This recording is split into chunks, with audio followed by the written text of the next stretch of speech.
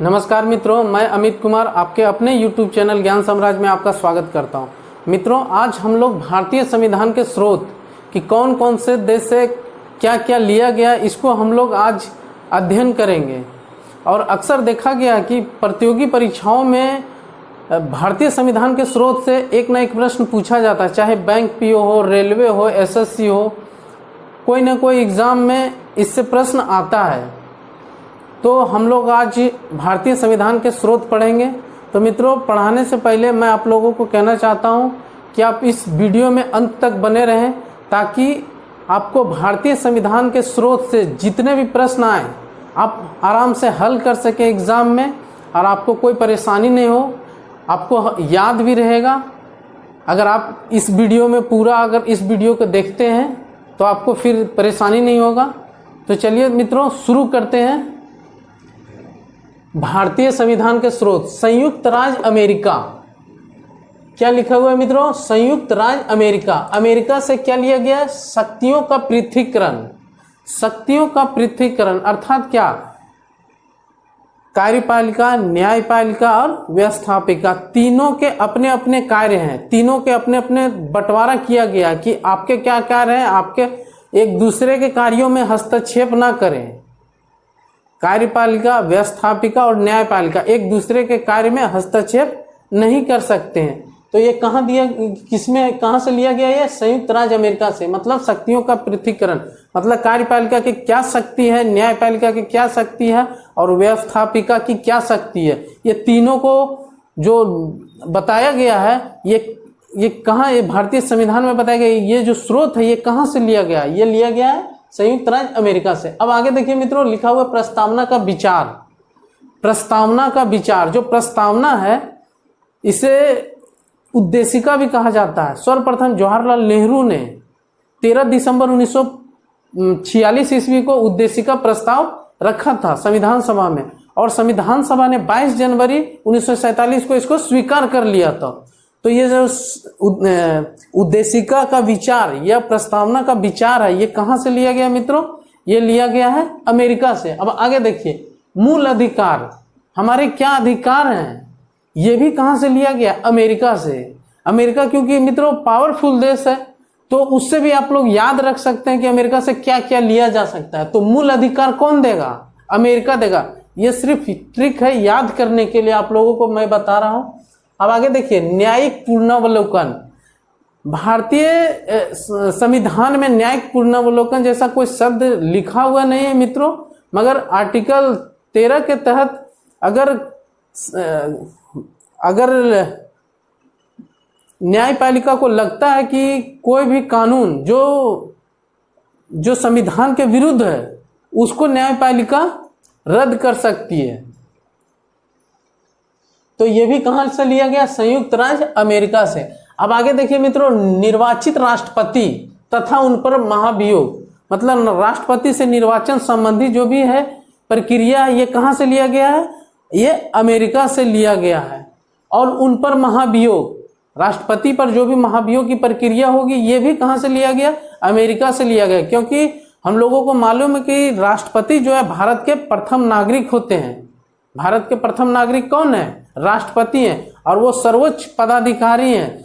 तो इसलिए ट्रिक के माध्यम से आप लोग को याद कराया जा रहा है कि अमेरिका से क्या क्या लिया गया, क्योंकि अमेरिका आज के टाइम पावरफुल है, मोस्ट पावरफुल कंट्री है।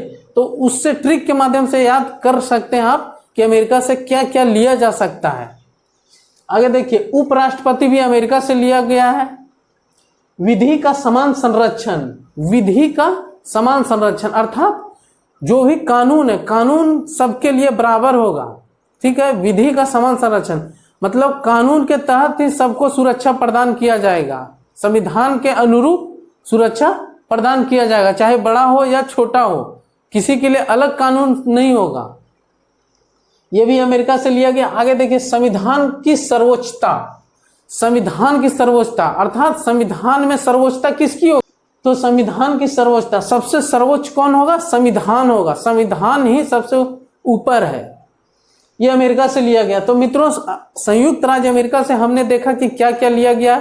शक्तियों का पृथक्करण लिया गया है, उपराष्ट्रपति लिया गया है, राष्ट्रपति पर महाभियोग लिया गया है, फिर आपका निर्वाचित राष्ट्रपति लिया गया है, न्यायिक पुनरावलोकन लिया गया। अगर संसद नहीं दोस्तों, अगर न्यायपालिका को लगता है कि संसद कोई उस तरह का कानून बना देता है जो कि संविधान के विरुद्ध है, तो उस पे वो उसे रद्द कर सकता है। इसे न्यायिक पुनरावलोकन कहते हैं। उस पे अपने फिर से न्यायपालिका को लगता है तो फिर उसको रद्द कर सकता है। आगे देखिए मित्रों, इंग्लैंड से क्या लिया गया? संसदीय शासन व्यवस्था। इंग्लैंड से क्या लिया गया? संसदीय शासन व्यवस्था। हम लोगों की जो संसदीय शासन व्यवस्था वो इंग्लैंड की देन है, क्योंकि इंग्लैंड ब्रिटिश लोग ही भारत में संसद की स्थापना किए, तो संसदीय शासन व्यवस्था उन्हीं की देन है। फिर संसदीय विशेषाधिकार। संसदीय विशेषाधिकार मतलब संसद को क्या क्या विशेषाधिकार है, ये भी इंग्लैंड से लिया गया। संसद से संबंधित जो भी प्रश्न आए मित्रों, आंख बंद करके आप इंग्लैंड को टिक लगाइएगा कि ये कहां से लिया गया है, इसका स्रोत कौन सा देश है, तो वहां पे आप इंग्लैंड को टिक लगाइएगा। और संसदीय विशेषाधिकार का जो जिक्र है वो अनुच्छेद 105 में है। ठीक है मित्रों, ये भी प्रश्न एग्जाम में पूछता है। आगे देखिए, एकल नागरिकता। एकल नागरिकता जो है, जो शब्द है, ये भी ब्रिटेन से लिया गया है। और भारत में एकल नागरिकता है मित्रों, लेकिन अपवाद स्वरूप जम्मू कश्मीर में वो हाल ही में खत्म हो गया धारा 370 के खत्म होने के कारण। तो भारत में पहले जब धारा 370 लागू था तो भारत में सिर्फ जम्मू कश्मीर में दोहरी नागरिकता जम्मू कश्मीर के लोगों को प्राप्त थी, लेकिन पूरे भारत के जितने भी राज्य हैं सारे लोगों को एकल नागरिकता, सिर्फ अपवाद स्वरूप जम्मू कश्मीर था, मगर वर्तमान में वो भी खत्म हो गया है। तो एकल नागरिकता मतलब राज्य को अलग और देश के लिए अलग, दोहरी नागरिकता नहीं मिलेगी। जैसे अमेरिका में होता है दोहरी नागरिकता मिलता है, एक तो स्टेट का मिलता है और दूसरा देश का नागरिकता, दो वहां मिलता है। आगे देखिए, विधि निर्माण प्रक्रिया। विधि से संबंधित जो भी निर्माण की प्रक्रिया होगी वह कहां से ली गई है? वह ली गई है ब्रिटेन से। आगे देखिए, विधि का शासन अर्थात कानून का राज, मतलब राजा हो या प्रजा हो, कानून सबके लिए बराबर होगा, कोई ऊंचा नीचा नहीं है। ये कहां से लिया गया है? ब्रिटेन से। आगे देखिए, स्पीकर। स्पीकर जो होते हैं, यह भी शब्द जो है सो ब्रिटेन से लिया गया है। अब तीसरा देखिए, फ्रांस। फ्रांस से क्या लिया गया? स्वतंत्रता, समानता और बंधुत्व। फ्रांसीसी क्रांति जो हुई थी फ्रांस में 1789 में, तो उससे क्या निकल के आया मित्रों? स्वतंत्रता, समानता और बंधुत्व। ये जो शब्द है वो फ्रांस से लिया गया। आगे देखिए, कनाडा। कनाडा से लिया गया संघात्मक शासन व्यवस्था, मतलब संघात्मक शासन, संघवाद, जिसे संघवाद भी कहते हैं, जिसमें केंद्र और राज्य दोनों की सहभागिता होती है। इसमें केंद्र और राज्य दोनों के बीच कार्यों का बंटवारा किया जाता है। उनके क्या कार्य है, राज्य के क्या कार्य है, केंद्र के क्या कार्य है मित्रों। इसमें केंद्र एवं राज्य के बीच नीति निर्देशक तत्व। आयरलैंड से क्या लिया गया? नीति निर्देशक तत्व। और नीति निर्देशक तत्व मित्रों आर्टिकल 36 से 51 तक में है। आगे, स्वतंत्र न्यायपालिका। न्यायपालिका स्वतंत्र हो गई, ये भी कहां से लिया गया? आयरलैंड से। आगे देखिए, सशस्त्र बलों के प्रमुख। सशस्त्र बलों के जो प्रमुख होते हैं वो कौन है? कौन होते हैं? राष्ट्रपति।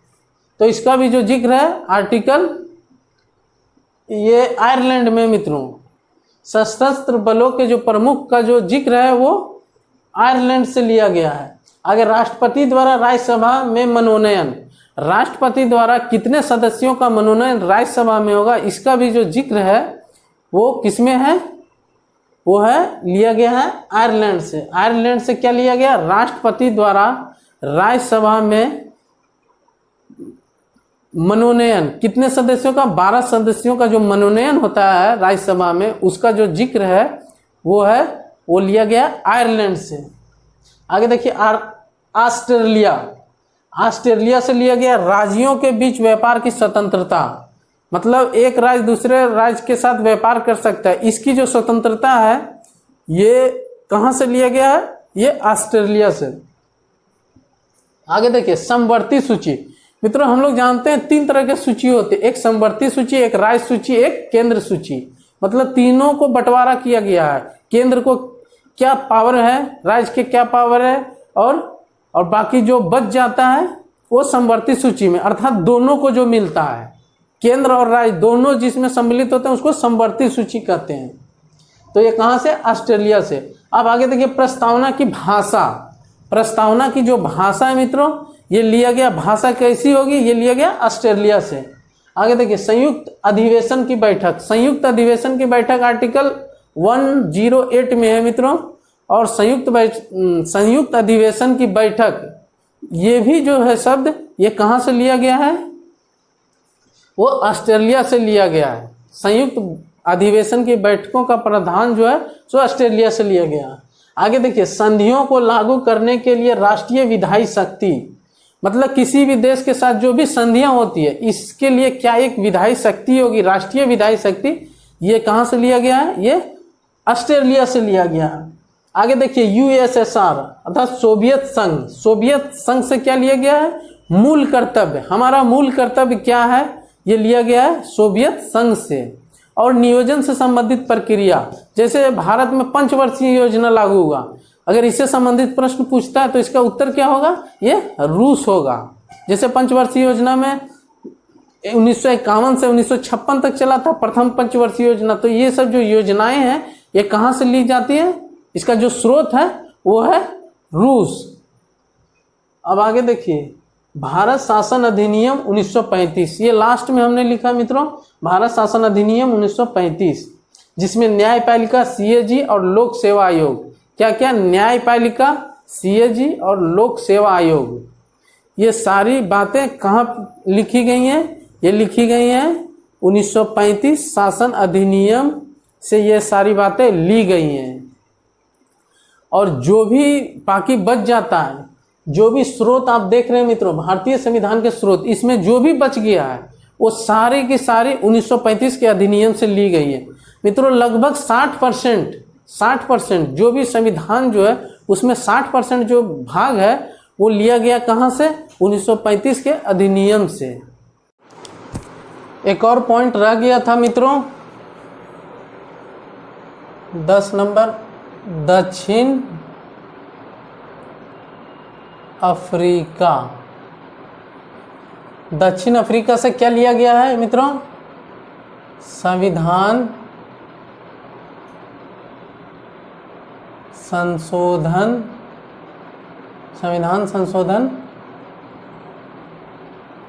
प्रक्रिया। संविधान संशोधन प्रक्रिया मित्रों जो भारतीय संविधान के अनुच्छेद 368 में दिया गया है, यह कहाँ से लिया गया है? यह दक्षिण अफ्रीका से लिया गया। और यह अनुच्छेद, इसका जो जिक्र है सो अनुच्छेद 368 में है। भारतीय संविधान के अनुच्छेद 368 में संविधान संशोधन प्रक्रिया संबंधी बातें लिखी गई हैं। और मित्रों बाकी जो भी संविधान के स्रोत बाकी बच जाते हैं वो सारे के सारे भारत शासन अधिनियम 1935 से लिए गए हैं। जैसे कि हमने जो भी आप लोगों को इतना बताया है कि कहाँ से कौन से देश से क्या लिया गया है, उसके बाद जो भी बच जाते हैं वे सारे के सारे 1935 शासन अधिनियम से लिए गए हैं। क्योंकि हम लोगों को पता है कि 1935 भारत शासन अधिनियम है, उससे लगभग 60% चीज़ हूबहू वही लिखा गया है जो भारतीय संविधान तैयार हुआ है। तो इसीलिए अगर एग्ज़ाम में ऐसा प्रश्न आता है तो उसमें आप भारत शासन अधिनियम, अगर ऑप्शन में रहता है कि भारत शासन अधिनियम, तो आप वो आंसर आपका 99% सही होगा अगर आप उसको टिक मारते हैं। बाकी जो बच जाता है, जो भी यहाँ लिखा नहीं गया है, जो जितना मैंने पढ़ाया इसमें जो भी बच जाएगा वो सारा भारत शासन अधिनियम 1935 में आ जाएगा। तो मित्रों मेरा ये वीडियो आपको कैसा लगा? अगर मेरा ये वीडियो आपको अच्छा लगा तो कृपया लाइक कीजिए, सब्सक्राइब कीजिए और दोस्तों के साथ चैनल को शेयर कीजिए।